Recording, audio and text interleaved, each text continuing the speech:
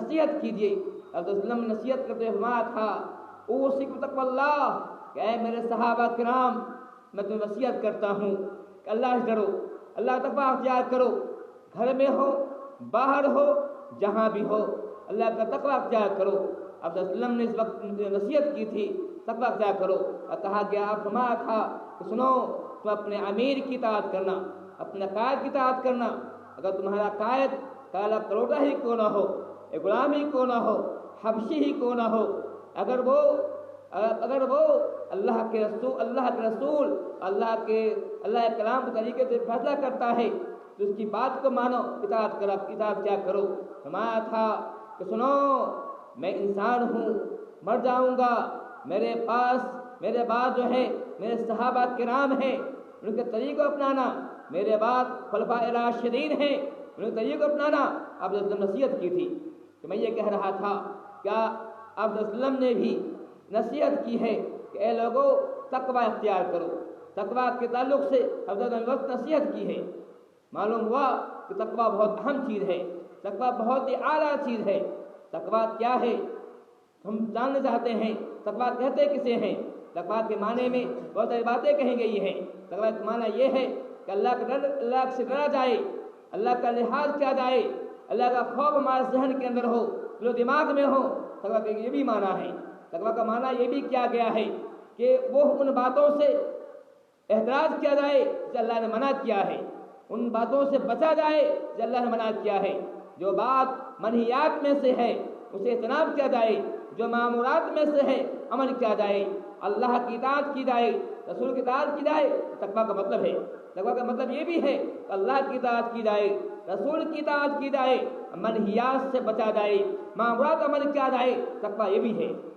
تقوی کا تعلق سے حضرت عمر فاروق رضی اللہ عنہ کے مشورے مجلس میں یہ بات چھڑ گئی کہ تقوی کسے کہتے ہیں، تقوی کا مطلب کیا ہے؟ تو اس موقع پر ہر صحابی نے اپنی بات پیش کی تھی۔ وہاں پہ ابی بن کعب رضی اللہ عنہ بھی تھے، وہ خاموش تھے۔ عمر بن خطاب نے کہا اے ابی بن کعب آپ کو نہیں بولتے ہیں، آپ کو آپ صلی اللہ علیہ وسلم نے سب سے اچھا قاری کہا ہے، اقرأہم کہا ہے، سب سے اچھا قرآن پڑھنے والے ہیں، آپ کو خاموش ہیں، آپ یہ بتاتے ہیں تقوی کا مطلب کیا ہے؟ اس موقع پر ابی بن کعب نے کہا تھا اے عمر رضی اللہ عنہ کیا آپ کا گزر کسی ایک ایسی وادی سے ہوا ہے جس وادی میں بہت سے کانٹے ہوں؟ خاردار وادی سے آپ کا گزر بھی ہوا ہے؟ کہاں ہوا ہے؟ کہا جب وادی گزرتے ہیں کیسے گزرتے ہیں، وہاں پر گزر کیسے ہوتا ہے، کیسے پاس کرتے ہیں؟ کہتے ہیں جب میں اس وادی سے گزرتا ہوں تو اپنے کپڑے کو سمیٹ لیتا ہوں، اپنا عصیب سمیٹ لیتا ہوں کہ کہیں ایسا نہ ہو کہ کانٹے سے ہمارا دامن پھنس جائے، کانٹے ہمارا کپڑا پھنس جائے، کپڑا خراب ہو جائے۔ میں جاتا ہوں بالکل احتیاط سے، بالکل جو ہے بچتے بچاتے جاتا ہوں۔ کہا یہی تقوی ہے۔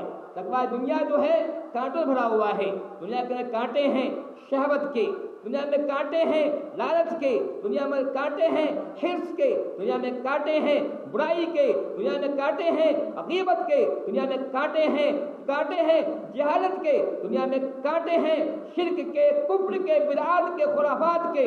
ان تمام کانٹوں سے اپنے آپ کو بچا کر کے نکل جانا یہ تقوی ہے۔ دنیا کے اندر جو کچھ بری چیزیں ہیں، جو برائیاں ہیں، شراب پینا ہو، شراب ہے، جوا ہے، قمار بازی ہے، یا جیسے بھی جو چیزیں ہیں منہیات ہیں یا کانٹے ہیں، ان کانٹوں سے اپنے آپ کو بچا کر نکل جانا یہ تقوی ہے۔ ان کانٹوں سے بچا کر نکل جانا یہ تقوی ہے۔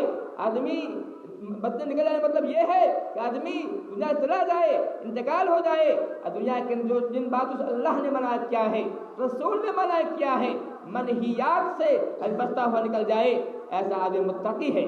اللہ تعالیٰ نے قرآن فرمایا الف لام میم للمتقین، فرماتا ہے یہ قرآن جو ہے ہدایت ہے متقی کے لیے۔ یہ بیان متقی کون ہے؟ الیقیمون الصلاۃ، کہا متقی کون ہے؟ متقی وہ ہے نماز قائم کرتے ہیں۔